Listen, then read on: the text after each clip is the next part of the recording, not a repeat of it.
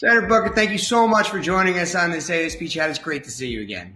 Mark, it's phenomenal to see you. You bastard, have not shaved your head. We tried to get him to do it all through 2020. He wouldn't do it. Yeah, this will be the last time I do anything with you guys until I see somebody else fall. Well, I mean, it got more gray, if that helps. So, that's we'll see what goes next. Well, Mark is never going bald. That head of hair isn't. You're not losing one strand from your mouth. Well, look, this month we're really excited for you to help kick off this partnership series we're doing with Newsweek as we focus on conversations with lawmakers like yourself around issues that are most important to Generation Z. And today's focus is on police reform. We know through talking to you over the years that you have been working on this issue for quite some time. So can you just start out by telling us what police reform looks like to you? Well, look, I ran a police department in a tough, challenging time where our city had spiking crime and we were trying to drive it down. And it was extraordinarily learning experience for me. And I still remember a conversation I had with the head of the FBI right at the beginning of my time as mayor when we were going over the data around gang violence that the FBI was involved in helping us with. And at the end, I asked him a very purposeful question. I go, how do we solve this problem? And I'll never forget the wisdom of his response. He looked at me deadpan and said, we do not solve this problem. In other words, he was clear that they were just treating the symptom of a problem, that true public safety has to go a lot deeper than law enforcement. And so right now to be involved in things with the Biden administration, from replacing every lead service line in America. Why? Because lead permanently damages brains, undermines the executive function, and is deeply correlated with crime. Or just expanding the child tax credit, cutting child poverty in half, dramatically lowers a child's involvement with police and helps with human flourishing. We need to start thinking about public safety beyond a police officer on every corner, and begin to start thinking about the kind of things that help us with our mental health challenges as a society, addiction challenges as a society, the health and well-being of our children. And at the same time, we need to be able to have more transparency and accountability in American policing, because we are putting police officers in conditions that often strain their own well-being, that put them in situations where they're more likely to break our public norms as well as the civil rights of individuals. We need to begin to better account for issues like implicit racial bias, because even police officers themselves know that the esteem of their profession is being lowered the more we are seeing these horrific incidents happen. So my goal right now, my short-term goal as a legislator, is to expand the conception of what we mean by public safety, which is investing in human beings, human well-being, human flourishing, and to create more accountability in policing so those brave men and women that do that job have the support they need, the training they need, the accountability they need, that they're not being asked to do things they shouldn't do, and that there are real guardrails that are going to help them do what we all should aspire to have, is justice in policing. Sure. So how can we prevent, and if we can't prevent, how can we hold police officers accountable for the use of excessive force? Can Congress effectively address that problem? And if so, how? So look, I would say accountability has three things: clear standards, ways of measuring progress to those standards. When I played wide receiver, the standards were you had to be fast. The measure was how fast you ran the 40 in. And then consequences. The third part is consequences for failure to meet those standards, real consequences. For me at football, I wasn't going to see the field unless I was fast.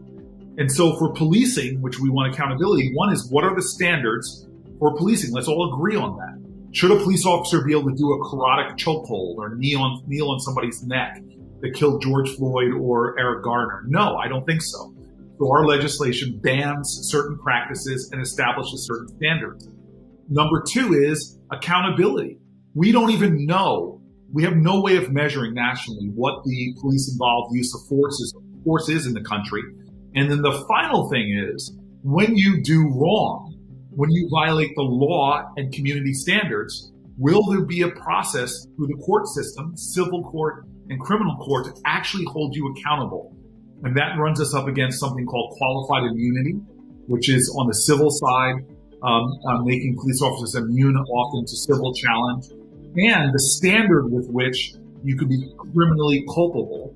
Right now, it's a standard that's very, very hard, if not impossible to reach, called willfulness, that you willfully killed somebody or did them some kind of harm, as opposed to what we want to do is create a standard lower than that called reckless, a reckless disregard standard, which can help us create more criminal accountability for police officers that break the law. So that actually bleeds right into my next question about New York City, where they just recently voted to limit qualified immunity. Could you drill down a little bit more on qualified immunity and what they did or to limit it, and did it go far enough? Right. So I'm not familiar exactly with New York. I know Colorado, a lot of states have been moving to try to address this issue that curtails qualified immunity.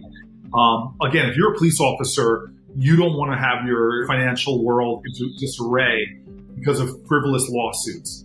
But so we have to understand that there's two sides to every story. But this idea that when you do something significantly wrong, that you violate somebody's civil rights, that there's no real accountability, is to me unacceptable.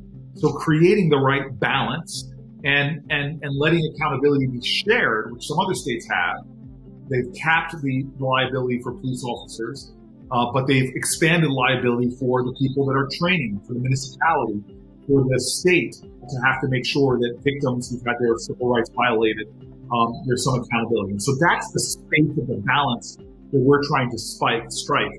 Because if there's no accountability for those who train police or the police officers themselves, you're not going to see real change if people can do things with impunity. And so that's the kind of area that we're trying to move the ball forward on. What can be done to rebuild community trust in police officers, specifically in cities like Minneapolis that have been deeply affected by incidents of police brutality? A lot has to be done, and it's not going to be done by flipping a switch with one step.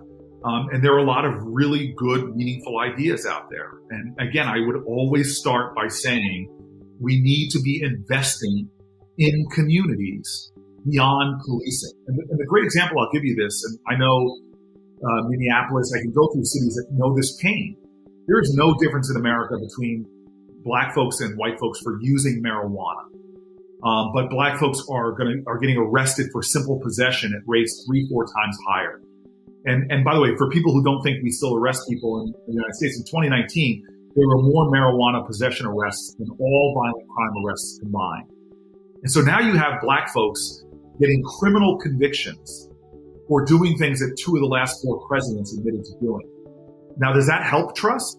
The police officers are arresting black people in low-income communities and not the college kids on campus who are doing it at the same or increased rates? No. So we have to start reimagining what we're talking about for public safety. And by the way, if we move towards legalization, all of that money that's being made off of taxes on something like marijuana should be reinvested in communities that have been disproportionately targeted by police and policing to help elevate the quality of life so that police aren't necessary in the first place. And in evidence-based programs, like having co-responders for mental health, having more drug treatment programs, so you're not putting people in the criminal system, but you're putting them in a healthcare system. This helps to build trust. And so there are a lot of programs that we know work. They're not drawn to scale because what we have seen is 20, 30 years of the federal government making money available to build jails, to build prison.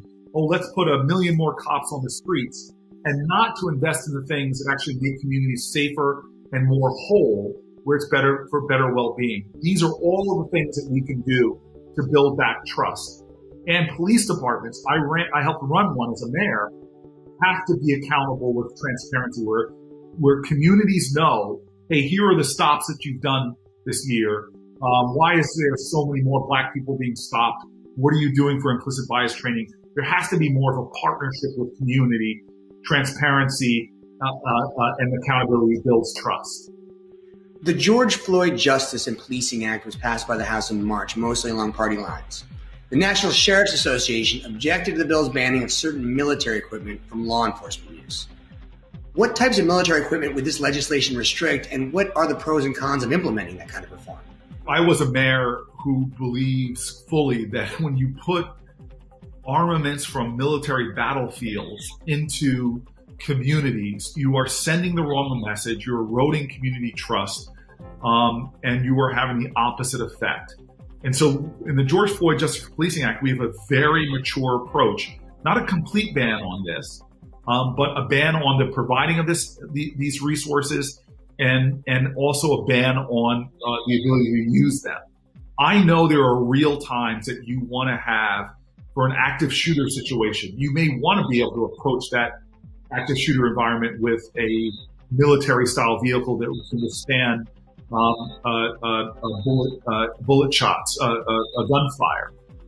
But we cannot continue the way we are going right now, which is further expanding the military industrial complex in a way that now is affecting our neighborhood streets and militarizing them. This program has gone too far, and we are trying to curtail it in a reasonable way through this legislation. What's the status of police reform legislation in the Senate today? And are you optimistic that legislation can get passed? And what does that timeline look like? Chris, I am a prisoner of hope always. So you're asking a guy that I will always believe in hope. But hope to me is the active conviction that despair will never have the last word. So I will keep trying. I'm never going to let signs of failure undermine my faith that we can do better. And so we are actively in conversations in the Senate now in a way that gives me some promise that we can make progress. But this is always going to be a difficult hill to climb. For that, I do want to say that there are really good people in the Senate, like Tim Scott, who I've been able to work well with in the past. And we have a good track record of getting things done. And so we've got the ball now, and I'm praying that he and I can advance policing in the Senate with some of our other partners and get something the House will accept and to the president's desk.